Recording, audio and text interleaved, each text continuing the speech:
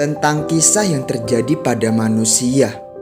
Tak banyak sebenarnya peristiwa yang terjadi padamu. Yang banyak tentang bagaimana reaksimu padanya. Terkesan banyak karena prosesnya yang sangat penuh drama. Realitanya dirimu adalah si pengarang cerita. Ya, mengarang cerita dirimu sendiri.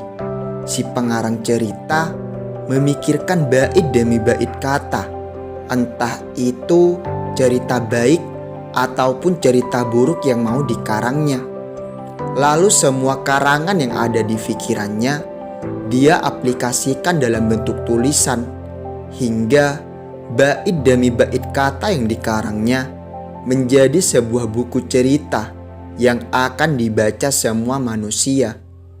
Baik buruknya cerita tersebut akan berdampak besar pada si pembaca. Jika baik, orang akan mengikutinya. Jika buruk, orang akan mengambil pelajaran darinya. Ya, begitulah kira-kira gambaran kehidupan.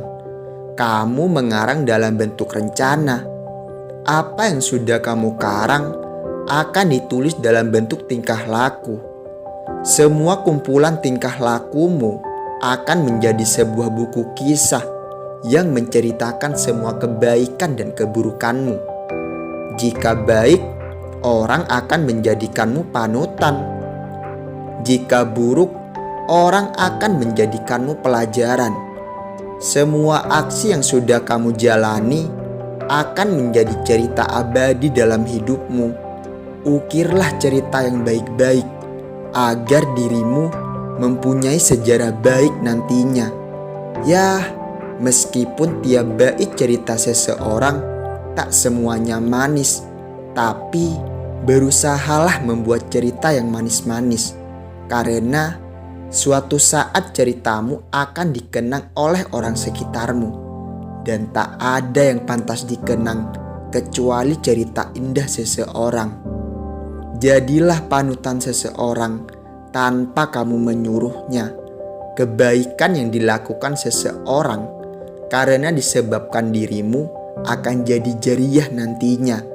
Bukankah sebaik-baiknya seseorang adalah orang yang bermanfaat untuk orang lain? Hidup hanya sekali. Sangat merugi rasanya saat kita menyia-nyiakan kebaikan. Yakinlah, keburukan hanya kebahagiaan sesaat.